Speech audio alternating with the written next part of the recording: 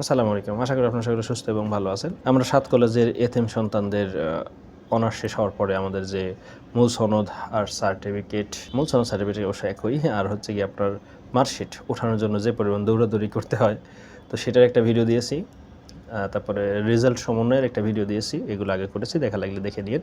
আজকে শুধুমাত্র ফর্ম কীভাবে পূরণ করতে হয় সেটা দেখব। এর মধ্যে কিন্তু অবশ্যই গুরুত্বপূর্ণ কিছু পয়েন্ট আছে, সেটা মিস হয়ে গেলে কিন্তু আপনার কাগজ ওঠানো সমস্যা হবে বা লেন্দি হতে পারে। তো খেয়াল রাখেন। আর কোন কাগজ উঠাইতে কী কাগজ লাগবে আপনাদের, সেই বিষয়টা কিন্তু আমি আগের ভিডিওতে দিয়েছি। তারপরে যদি আপনাদের ওখানে বুঝতে সমস্যা হয় কমেন্ট করুন, আমি বলে দেবো। শুধু 2 বাক্যে 2টা কথা বলে দিই। আপনি যদি মূল সনদ উঠাইতে যান সেক্ষেত্রে আপনার এক্সট্রা কিছু লাগবে না। আপনার শুধুমাত্র মূল সনদ উঠানোর যে ফর্ম সেটা, আর আপনাকে ব্যাংক ড্রাফটের, অর্থাৎ আপনার ওই যখন মূল সনদ উঠাইতে যাবেন সেই ক্ষেত্রে ফর্মটা নিয়ে এসে বাইরের দোকান থেকে আপনার 7 কলেজের ওয়েবসাইট থেকে আপনি এই একটা পাবেন, মানে টাকা জমা দেওয়ার রসিদ পাবেন।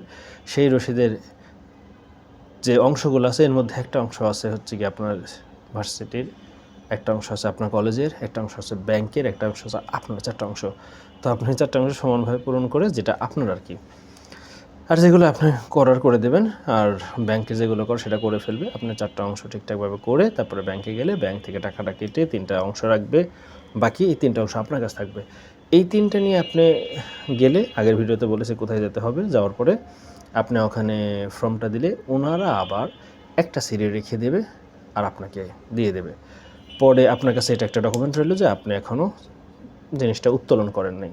এরপরে আবার আপনি গিয়ে ওই একটা যেটা আপনার কাছে মানি রিসিট ছিল ওটা জমা দিয়ে মূল সনদ নিয়ে আসতে হবে বা সার্টিফিকেট নিয়ে আসতে হবে। এই তো, চলেন এবার দেখে ফর্ম কীভাবে পূরণ করতে হবে। এখন আপনাদেরকে দেখাবো হচ্ছে গিয়ে মূল বা সাময়িক সার্টিফিকেট ওঠানোর জন্য। মূলত আমরা সার্টিফিকেট যেটাকে বলি, ফর্মটা এরকম হয়, আপনারা দেখতেই পাচ্ছেন। সুন্দর একটা ফর্ম আপনাদের সামনে দেওয়া আছে, এই রকম ফর্ম হবে। এর ব্যাক সাইডটাতে অনেক কিছু লেখা থাকে, আপনি চাইলে সুন্দর করে পড়ে নিতে পারেন একটু হাতে সময় থাকলে, আর না থাকলে আমার কথাগুলো শুনে যেটা মূল সেই কাজগুলো করেন, এত কিছু দরকার নেই।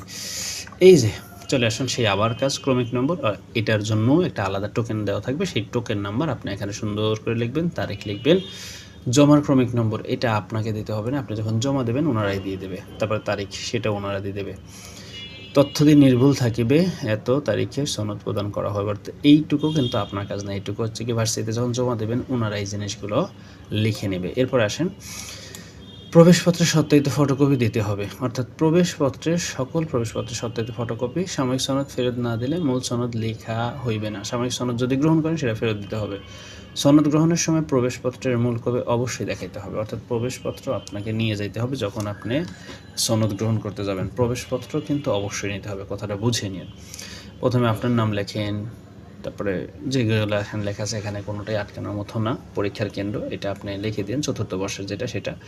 রেজিস্ট্রেশন নম্বর যেটা সেটাতে একটাই, এটা নিয়েও সমস্যা হবে না। আর এরপরে বিষয়, গ্রুপ থাকলে অনুষ্ঠিত হওয়ার সন, পরীক্ষার নাম, ওই যে পরীক্ষার নামটা অনার্স, তারপরে সন, যেই 4র্থ বর্ষের আপনি 4র্থ বর্ষে যে সালে পরীক্ষা দিয়েছেন, অর্থাৎ আপনি 4র্থ বর্ষে ধরেন 2টা ইমপ্রুভ দিয়েছেন, কিন্তু একটা তো মূল পরীক্ষা দিয়েছেন ফার্স্ট, তাই না?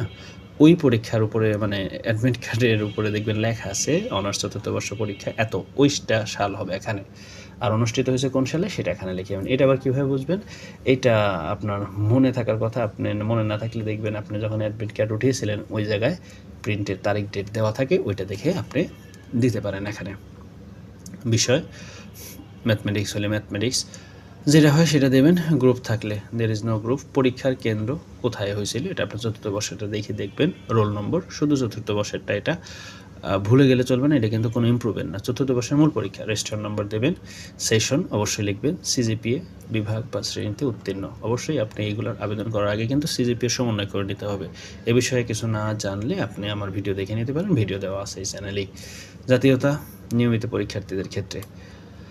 তারপরে এখানে বলা আছে ডিগ্রি পাস, বহিরাগত ক্ষেত্রে এগুলো আপনার কিছুই না, এটা দরকার নিয়মিত পরীক্ষার ক্ষেত্রে। তারপরে বহিরাগত এটাও বাদ, যে মাস্টার্স ডিগ্রি শেষ পরীক্ষার ক্ষেত্রে নিয়ম ক খ অংশ পূরণ করিতে হইবে। ডিগ্রি অনার্স পরীক্ষা পাশের বিবরণ, এখানে কিচ্ছু দরকার নেই, আপনাদের সব বাদ। সংক্ষেপ মানে আপনার ওই যে এখন আপনাকে যাইতে হবে আপনার মানে কলেজে, আপনার তো অবশ্যই এখানে একটা ফটো দিতে হবে যেন সেটা সত্যায়িত করা হয়। আপনার কলেজে গেলে সেখান থেকে তারা আবার আপনার পুরো এই জিনিসটাকে সত্যায়িত করে দেবে। অবশ্যই আপনার এখানে মনে রাখতে হবে আপনার কিন্তু প্রবেশপত্রের সত্যায়িত ফটোকপি দিতে হবে, মানে আপনি যে প্রবেশপত্রের ফটোকপি দেবেন সেটা আবার সত্যায়িত হইতে হবে। এই সব কিছুকে সুন্দর করে আপনি গুছায়া এটাকে উপরে দিয়ে তারপর আপনি যে মানি জমা দিয়েছিলেন সেই মানি রিসিপ্টটাও নিয়ে আপনাকে আবার কলেজে যেতে হবে। তারা আপনাদের সাথে আবার সুন্দর করে কথা বলে ওটা রেখে দেবে। হ্যাঁ, এখানে যে দেখেন লেখা আছে মূল সার্টিফিকেট ফি, সাময়িক সার্টিফিকেট ফি, এটা ওটা। তারপরে এইটা আপনাদের জন্য না, এটা বাদ, আপনার এটা আগে ইসে লেখা থাকবে, দেখবেন আপনাদের যে মানি রিসিটেও লেখা থাকে ওখানে। সো ওইটাতে আপনারা দেখে নিয়ে টাকাটা দিতে পারবেন। আর ব্যাংকে গেলে আপনার বলা লাগবে না হ্যাঁ রে চেয়ে নেবো কয় টাকা। তো এই হলো গিয়ে ব্যাপার। এরপরে যদি কোনো কিছু বুঝতে সমস্যা হয় আপনারা কমেন্ট করতে পারেন, সেক্ষেত্রে আপনাদের কমেন্টের উত্তর দেওয়ার আমি চেষ্টা করব। আজকের মতো আর কথা না বাড়াচ্ছি, পরবর্তীতে অন্য একটা অভিজ্ঞতা নিয়ে কথা হবে। আসসালামু আলাইকুম রহমতুল্লাহ। তাহলে তো দেখলেনই, আপনাদেরকে দেখাইলাম হাতে কলমে যতটুকু সম্ভব। তাহলে আজকে এটুকুই, দেখা হচ্ছে পরের ভিডিওতে। আসসালামু আলাইকুম রহমতুল্লাহ।